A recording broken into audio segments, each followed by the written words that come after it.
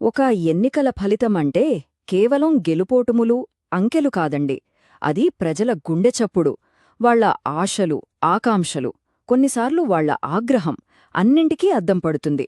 ఈరోజు మనం అచ్చంపేట తీర్పును లోతుగా పరిశీలిద్దాం. దానినుంచి మంచి పాలన కోసం, ప్రజల నమ్మకాన్ని గెలవడం కోసం ఎలాంటి పాఠాలు నేర్చుకోవచ్చో చూద్దాం.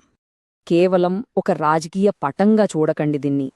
ఈ గడ్డమ్మీద బతుకుతున్న మనుషులు, వాళ్ల పొలాలు, అడవులు, అసలు కథంతా ఇక్కడే ఉంది. వాళ్ల రోజువారీ జీవితంలో, వాళ్ల బతుకు పోరాటంల నుంచే ఈ తీర్పు పుట్టింది. ఈ సంఖ్యలు చూడండి. ఇది ఎస్సీ రిజర్వ్డ్ నియోజకవర్గం. కాని జనాభాలో 55% బీసీలున్నారు, 21% ఎస్సీలు, 12% ఎస్టీలు. అంటే ఇక్కడ చాలా విభిన్న సామాజిక వర్గాలు కలిసి జీవిస్తున్నాయి. మరి పాలన ఈ వైవిధ్యాన్ని నిజంగా అర్థం చేసుకుందా? వాళ్లందర్నీ కలుపుకుని పోయిందా? ఈ ప్రశ్నకు సమాధానం మనకు ఆ తీర్పులోనే దొరుకుతుంది. అవును, ఇది మామూలు మార్పు కాదు. ఒక రకంగా చెప్పాలంటే ఇది ఒక రాజకీయ భూకంపం, ఊహించని ఫలితం.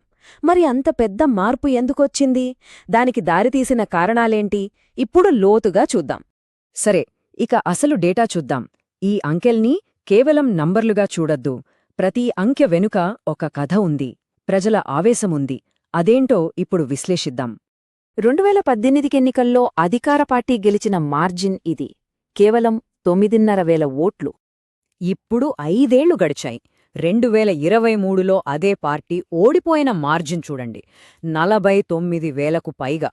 దాదాపు 5 రెట్లు ఎక్కువ. ఇది మామూలు తీర్పు కాదు. ప్రజలు చాలా స్పష్టంగా, గట్టిగా ఇచ్చిన తీర్పు ఇది. మరి ఇంత పెద్ద మార్పుకు కారణమేంటి? ఓటర్లు ఎందుకింత తీవ్రంగా స్పందించారు? ఈ చాటు చూస్తే మనకు మొత్తం కథ అర్థమైపోతుంది. అధికార పార్టీ ఓట్ల శాతం చూడండి ఎలా పడిపోయిందో. ఆ ఓట్లన్నీ ఎక్కడికి వెళ్లాయి? కాంగ్రెస్ వైపు. అందుకే అంత పెద్ద తేడా వచ్చింది. సో ఏం జరిగిందో అంకెలో చెప్పేశాయి. ఇప్పుడు అసలు ఎందుకు జరిగిందో చూద్దాం. ప్రతి ఎన్నిక వెనుక ఉండే ఒక్క బలమైన అంశం నమ్మకం. ప్రజలు నాయకుడిని నమ్మారా లేదా? అచ్చంపేటలో ఆ నమ్మకం ఎక్కడ దెబ్బతింది? ఆ సంబంధం ఎందుకు బెడిసికొట్టింది? ఎప్పుడు దాన్ని విశ్లేషిద్దాం. చూడండి, 10 ఏళ్లపాటు అధికారంలో ఉండటమంటే ప్రజల్లో సహజంగానే కొంత వ్యతిరేకత వస్తుంది. కాని అచ్చంపేటలో జరిగింది అది మాత్రమే కాదు. మార్పు కావాలి అనే కోరిక ఒక బలమైన ఉద్యమంలా మారింది. దానికి పునాది ఎక్కడ పడిందో చూద్దాం. ఈ మాటలు చాలా ముఖ్యం. దళిత బంధులాంటి ఒక మంచి పథకం, కానీ 30% కమిషన్ అనే ఆరోపణలు వచ్చాయంటే అది ప్రజల నమ్మకాన్ని పునాదులతో సహా పెకిలించేస్తుంది. గుర్తుంచుకోండి, రాజ్యాంగ విలువలు మనందరికీ మార్గనిర్దేశం చేస్తాయి. ప్రజలకు గౌరవంగా, బాధ్యతాయుతంగా సేవ చేయడమే నిజమైన పాలన. ఆ నమ్మకం పోయినప్పుడు ఫలితం ఇలాగే ఉంటుంది.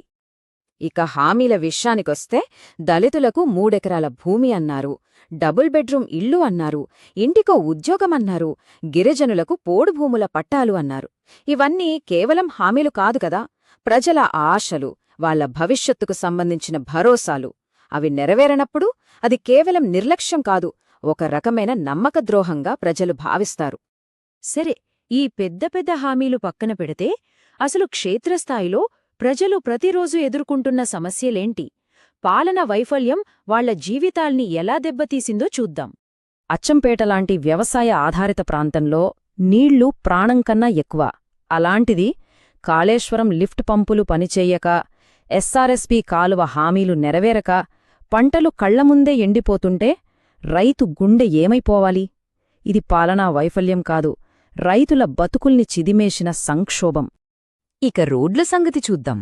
కొండ ప్రాంతాల్లో సరైన రోడ్లు లేవు, బస్సు సౌకర్యం సరిగ్గా లేదు, కట్టిన బడులు పూర్తి కాలేదు, ఉన్న బడుల్లో టీచర్లు లేరు. ఇవన్నీ లెక్కలు కాదు, ప్రతిరోజు ప్రజలు పడుతున్న ఇబ్బందులు. చదువుకునే పిల్లాడి నుండి పనికి వెళ్లే కూలీ వరకు అందరిమీద దీని ప్రభావం పడుతుంది. ఓకే, ఇప్పటిదాకా సమస్యల గురించి మాట్లాడాం. కానీ సమస్యల్ని గుర్తించడమే కాదు కదా, పరిష్కారం మార్గాలు చూపించాలి. ఇప్పుడు ప్రజల నమ్మకాన్ని తిరిగి గెలుచుకోవాలనుకునే ఏ నాయకుడికైనా ఉపయోగపడే ఒక స్పష్టమైన బ్లూప్రింట్ చూద్దాం.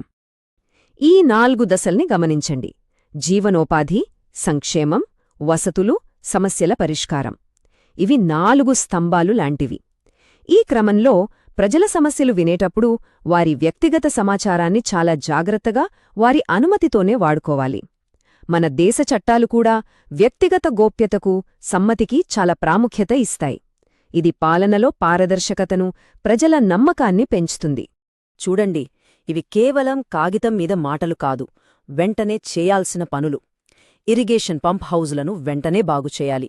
భూమి పట్టాలు, ఇళ్ల నిర్మాణం వేగవంతం చేయాలి. నిరుద్యోగ యువత కోసం యువ సభలు పెట్టాలి. ప్రతి మండలంలో ప్రజల దగ్గరికే వెళ్లి వాళ్ల సమస్యలు వినాలి. ఇవి చేస్తేనే మార్పు కనిపిస్తుంది. ఇప్పుడు ఈ విశ్లేషణకు ముగింపుగా ఒక వినూత్నమైన ఆలోచనను చూద్దాం. సమస్యలు, పరిష్కారాలు దాటి అసలు నాయకత్వం ఎలా ఉండాలనే దానిపై ఒక తాత్వికమైన ఫ్రేమ్వర్క్ ఇది. దీన్నే చతుర్ముఖ సిద్ధాంతం అంటాం. అంటే నాయకత్వాన్ని 4 విభిన్న శక్తుల సమతుల్యంగా చూడటం. సృష్టి, స్థితి, లయ, రక్షణ, ఈ 4 కోణాల్లో నాయకత్వాన్ని అర్థం చేసుకోవడం.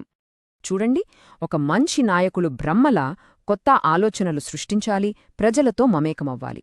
అదే సమయంలో విష్ణువులా తన వాళ్లని, కార్యకర్తలను కాపాడుకోవాలి. శివుడిలా ప్రత్యర్థుల తప్పుడు ప్రచారాలను ధైర్యంగా ఖండించాలి, వారి వైఫల్యాలను ఎత్తిచూపాలి.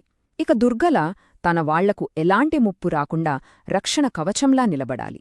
ఈ 4 ఏది ఎక్కువైనా తక్కువైనా సమతుల్యం దెబ్బతింటుంది.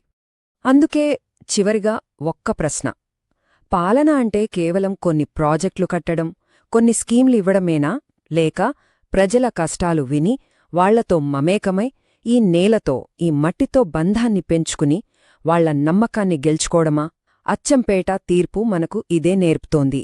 మీరు కూడా ప్రజలు మెచ్చే నాయకుడిగా ఎదగాలనుకుంటే, మీ నియోజకవర్గాన్ని అభివృద్ధి పథంలో నడిపించాలనుకుంటే blueprintstrategies.ai ని సంప్రదించండి.